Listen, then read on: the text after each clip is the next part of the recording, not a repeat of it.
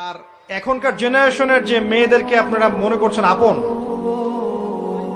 ভিতরে ওই ফেমিনিস্ট রেভলিউশনের ছোঁয়া আছে তার ভিতরে। তারা নিজেদেরকে পুরুষ মনে করে, তারা মনে করে যে আমাদের আর ওদের মাঝে কোনো পার্থক্য নাই।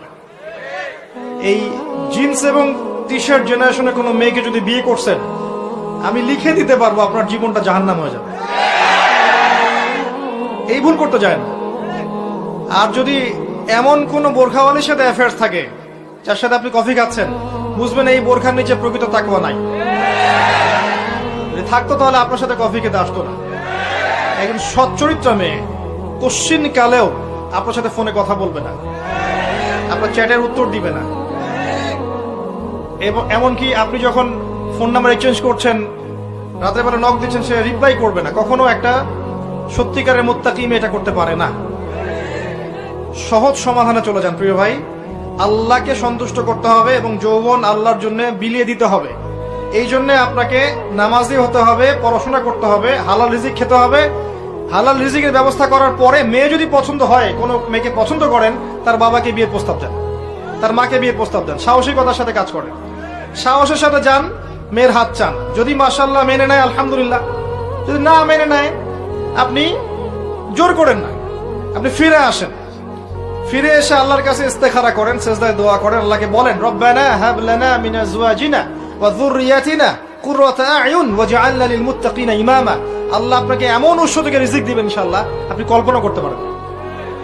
তখন দেখবেন সত্যিকারের খাদিজা, সত্যিকারের আয়েশা রাদিয়াল্লাহু আনহুমা, তাদের মতো স্ত্রী আপনার ঘরে চলে আসছে ইনশাআল্লাহ। যখন আসবে তখন দেখবেন এই দুনিয়াটাতে আপনি জান্নাত পাবেন। এই দুনিয়াটা জান্নাত নয়, কিন্তু এই দুনিয়াতে যদি কারো ঘরে একটা নেককার স্ত্রী থাকে, সে ফিল করতে পারে জান্নাত কাকে বলে। এটা আল্লাহ পাক সবার তাকদীরে নসিব করেন না।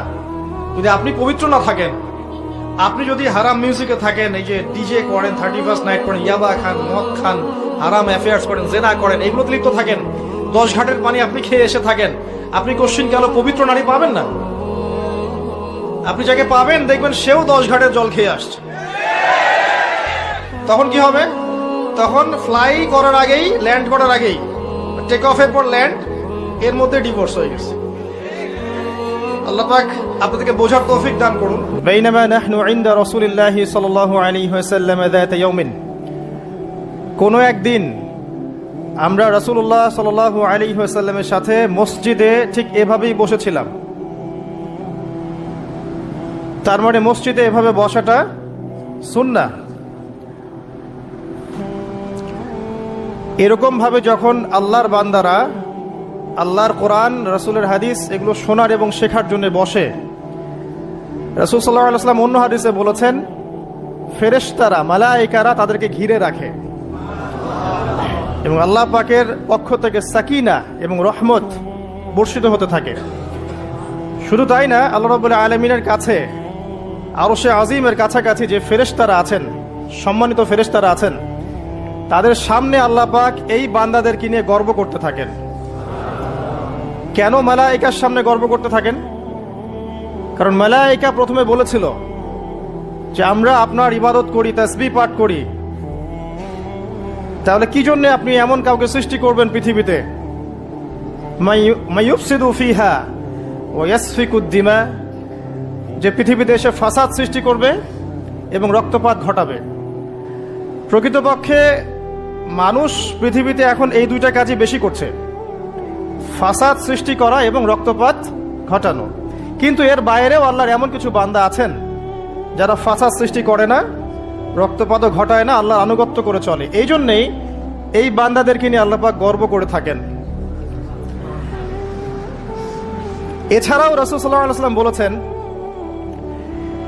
যে যখন জুমার দিন আসে, এই জুমার দিনে যদি কোনো ব্যক্তি সকাল সকাল গোসল করে, আর্লি মর্নিং গোসল করে, গোসল করার পরে তার উত্তম পোশাকটা পরিধান করে, আর গোসলটা করে ফরজ গোসলের মতো, আতর, সুগন্ধি, খুশবু তার সামর্থ্য অনুযায়ী ব্যবহার করে, এরপরে পায়ে হেঁটে হেঁটে মসজিদে আসে, বাহনে চড়ে নয়, পায়ে হেঁটে হেঁটে।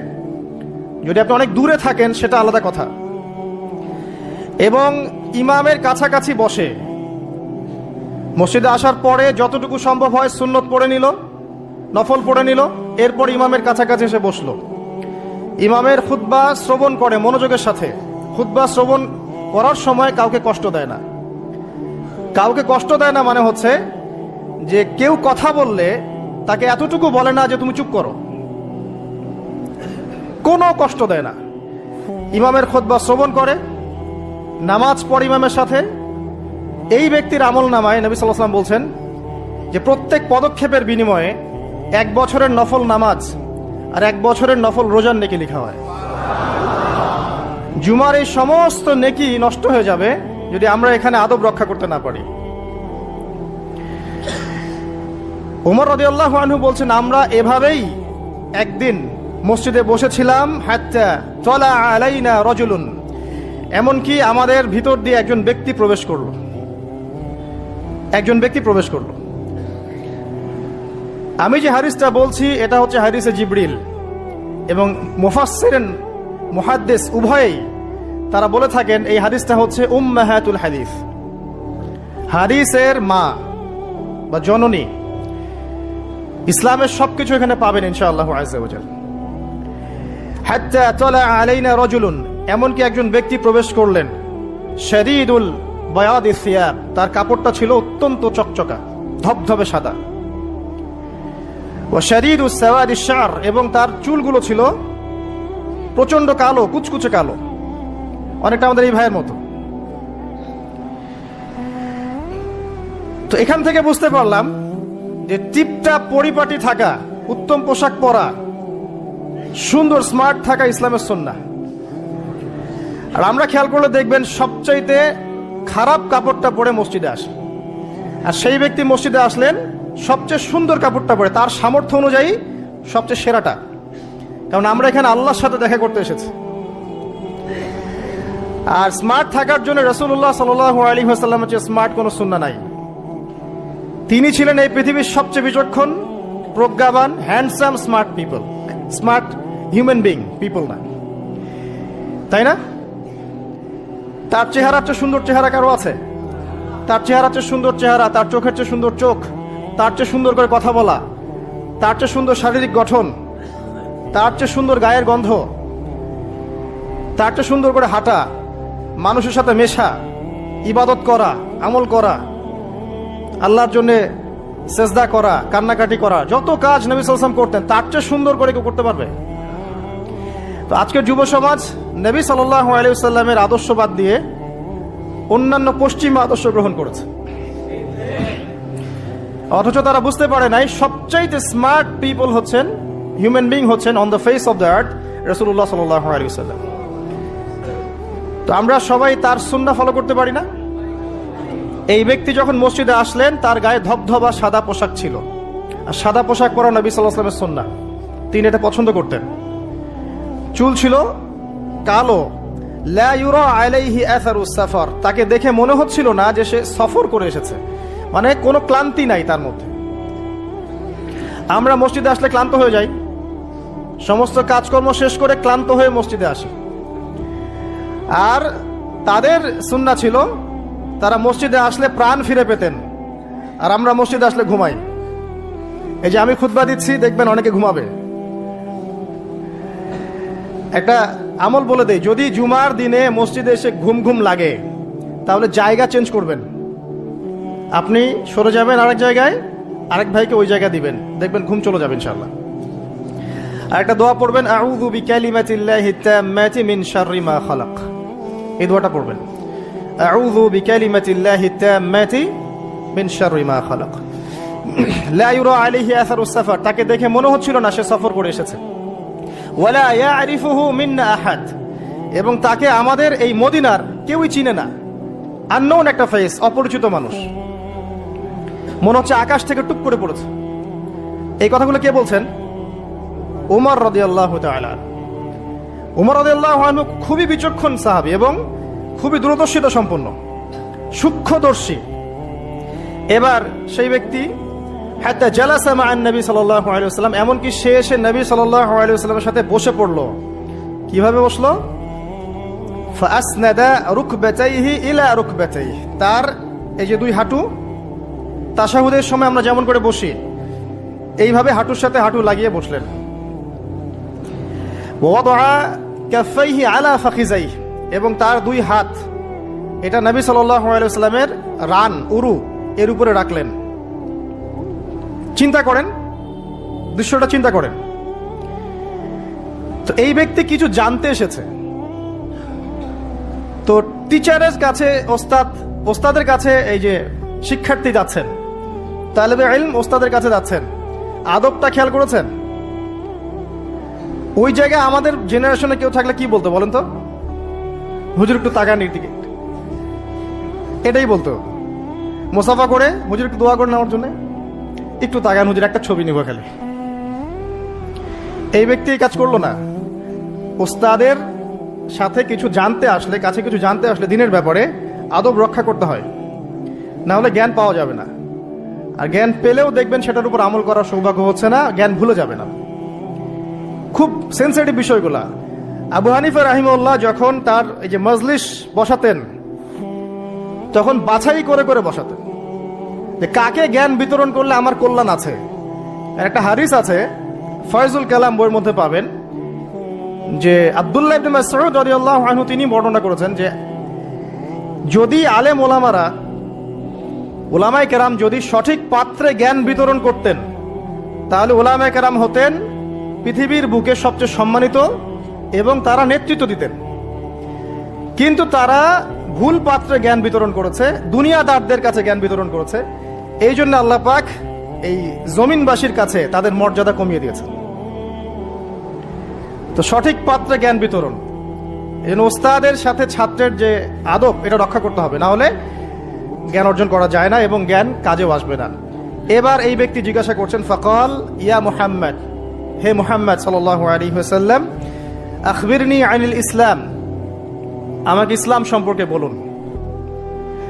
নবী সাল্লাল্লাহু আলাইহি ওয়াসাল্লাম বলছেন, আল ইসলাম, ইসলাম হচ্ছে আন তাশহাদা আল্লা ইলাহা ইল্লাল্লাহ, তুমি সাক্ষ্য দিবে যে আল্লাহ ছাড়া কোনো ইলাহ নেই, ওয়া আন্না মুহাম্মাদান রাসূলুল্লাহ, মুহাম্মদ সাল্লাল্লাহু আলাইহি ওয়াসাল্লাম আল্লাহর রাসূল। কোন বর্ণনায় এসেছে আল্লাহর বান্দা এবং রাসূল। তারপরে ওয়া আন তুকিমাস সালাহ, এবং তুমি সালাত কায়েম করবে, ওয়া আন তুতিয়াজ যাকাত, এবং যাকাত প্রদান করবে, ওয়া তাসুমা রমাদান, রমাদান মাসে সাওম পালন করবে, ওয়া তাহুজ্জাল বাইত ইন ইসতাতা'তা ইলাইহি সাবিলা, যদি সামর্থ্য হয় তাহলে আল্লাহর পথে হজ করবে। এই পাঁচটা হচ্ছে ইসলামের পিলার। আল্লাহ পাক সূরা আলে ইমরানে বলেছেন না, ইন্নাদ দীনা ইনদাল্লাহিল ইসলাম, আল্লাহর কাছে একমাত্র জীবন ব্যবস্থা গ্রহণীয় সেটা কি? ইসলাম। কবরে গেলে প্রশ্ন হবে মা দীনুক, দীনিয়াল ইসলাম। তো মাল ইসলাম, ইসলাম কি? এইটা হচ্ছে ইসলাম, ইসলামের সংজ্ঞা। পাঁচটা পিলার, এটা হচ্ছে ইসলাম।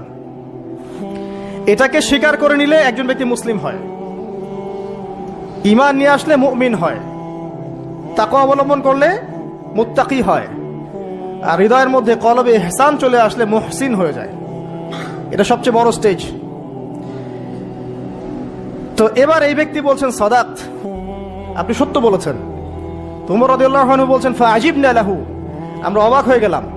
ইয়াসআলুহু ওয়া ইউসাদ্দিকুহু, এই ব্যক্তি নিজেই প্রশ্ন করলো, নিজে আবার সত্যায়ন করলো। এটা কি হয় কখনো?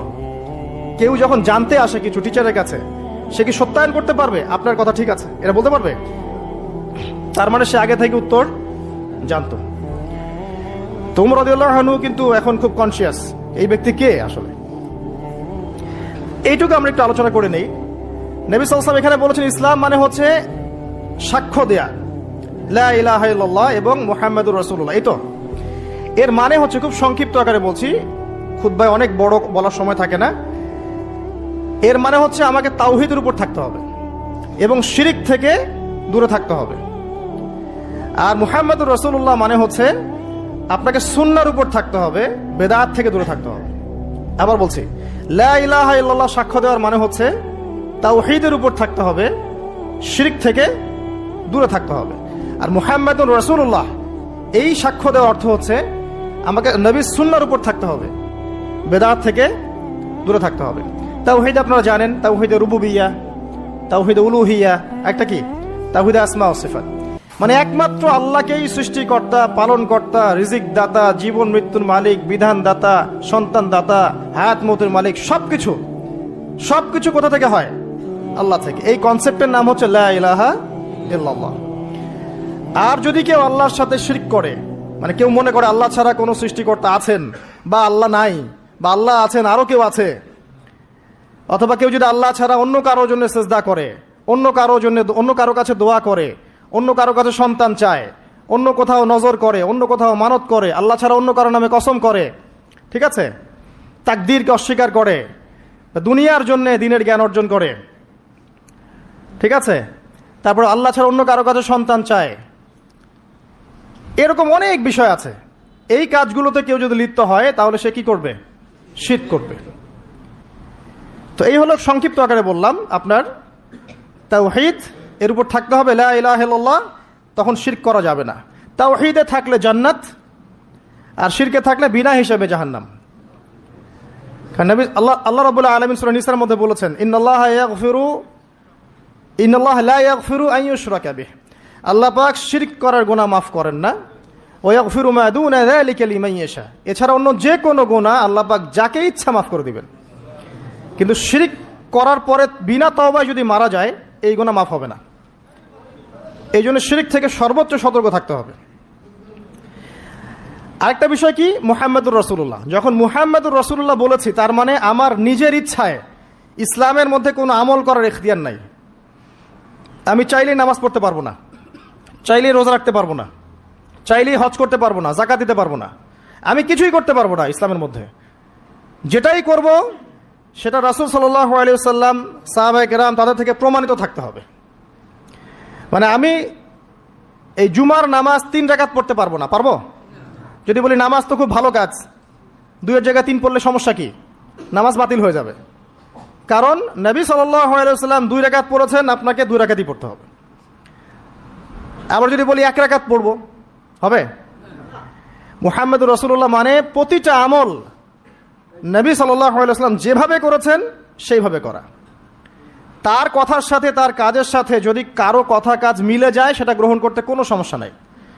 কিন্তু তার কথার সাথে তার কাজের সাথে যার কথাই মিলবে না, সেটা গ্রহণ না করাই আপনার উপর ওয়াজিব। এক কথায় আমাদের ইবাদত বন্দেগী করার, দিনের পথে চলার একমাত্র আদর্শ মানদণ্ডকে মুহাম্মদ সাল্লাল্লাহু আলাইহি ওয়াসাল্লাম, এটাই হচ্ছে মুহাম্মদুর রাসূলুল্লাহ। এরপরে বলেছেন ওয়া আন তুকিমাস সালাহ, সালাত কায়েম করতে। সালাত কায়েম মানে খুব শর্টকাটে বলছি, আল্লাহ যেন সবাইকে তৌফিক দেন, আমাকে সহ আপনাদের সবাইকে 5 ওয়াক্ত সালাত জামাতে পড়ার চেষ্টা করতে হবে। যদি মিস হয়ে যায়, যখন ঘুম থেকে উঠবেন পড়ে নেবেন, সফরে আছেন জমা করে নেন, কসর করে নেন, বা আপনি ভুলে গেছেন, যখনই মনে পড়বে তখনই পড়তে হবে, পড়তেই হবে। বা অ্যাটলিস্ট আপনি কোনো কারণে আসতেই পারছেন না, কোনো সমস্যা আছে, বাসায় অ্যাটলিস্ট জামাত করে পড়ে নেন, নামাজ মিস দেওয়া যাবে না। আমাদের দেশে মুসলিমদেরকে নিয়ে বড় বড় কথা বলার সময় না এটা এখন, কারণ আমাদের দেশে মুসলিমদের মধ্যে 90% নামাজ পড়ে না। 5 ওয়াক্ত নামাজ জামাতে পড়ে না 90% মুসলিম। অতএব বেনামাজি মুসলিমদেরকে নিয়ে আপনি খেলাফত কায়েম করবেন নাকি? তো বেসিক কাজগুলো আগে বেশি ইম্পর্টেন্ট। এছাড়া একটা বিষয় আছে, নামাজ সঠিক ওয়াক্তে পড়া। অনেক সময় দেখা যায় ওয়াক্ত চলেই যাচ্ছে, নামাজের কোনো হুঁশ নাই। আল্লাহ পাক হেফাজত করুন আমাদেরকে। সঠিক ওয়াক্তে নামাজ পড়া এবং রাসূলুল্লাহ সাল্লাল্লাহু আলাইহি ওয়াসাল্লামের সুন্নাহ মতো নামাজ পড়া। এই 3G 4G নামাজ চলবে না। 5 মিনিটে 4 রাকাত নামাজ শেষ, এটা রাসূলের সুন্নাহ ছিল না। কিন্তু একটা বিষয় হচ্ছে জায়েজ হয়ে যাবে, একটা হচ্ছে সুন্নাহ, দুটার মধ্যে অনেক পার্থক্য আছে। কুলি না করলে ওযু হবে না, কুলি যদি না করি ওযু হবে না। অজুর ফরজের মধ্যে কুলি আছে, কুলি না করলে ওযু হয়ে যায়, কিন্তু সুন্নাহ মতো ওযু হবে না, হবে? তো একটা জিনিস হচ্ছে জায়েজ, একটা হচ্ছে সুন্নাহ। আপনি কোনটা নেবেন? সুন্নাহ। মুহাম্মদুর রাসূলুল্লাহ কে বলেছে? আমরাই তো বলেছি। অতএব প্রত্যেকটা কাজ তার সুন্নাহ মতো হতে হবে। তিনি নামাজ পড়তেন ধীর স্থির ভাবে, তাই না? তাড়াহুড়া করে, ধীর স্থির ভাবে, সূরা কেরাত ঠিক মতো করে, রুকু সেজদা সুন্দর মতো করে, খুশু হুজুর সাথে, বিনয়ের সাথে। এভাবে সালাত পড়ার পরেই দেখবেন এই জাতি সফলতা অর্জন করছে, তার আগে হবে না। এরপরে বলেছেন নবী সাল্লাল্লাহু আলাইহি ওয়াসাল্লাম যাকাতের কথা, ওয়া আন তুতিয়াজ যাকাত। যাকাত কেন? কারণ ইসলামিক, মনে রাখবেন, ইসলামিক ইকোনমিক্স এর বেস হচ্ছে যাকাত, সাদাকা, আপনার হালাল ব্যবসা, কৃষিভিত্তিক অর্থনীতি। আর বর্তমানের যে ইকোনমিক্স চলছে সারা ওয়ার্ল্ড ওয়াইড, যেটার মূল সেন্টার হচ্ছে পশ্চিমা বিশ্ব, এই ইকোনমিক্সের মূল বেস হচ্ছে রিবা বা সুদ। দেখেন, শ্রম রাখা অবস্থায় কিন্তু আমরা মিথ্যা খুব একটা বলি না, চিটিং করি না, করতে গেলে মনে বাধা আসে, তাই না? মানুষকে ঠকাই না। আমরা শ্রম রাখা অবস্থায় কিন্তু আল্লাহ দেখছেন মনে করে আমরা খাই না, পান করি না। স্ত্রী হালাল, তাকেও ছুই না।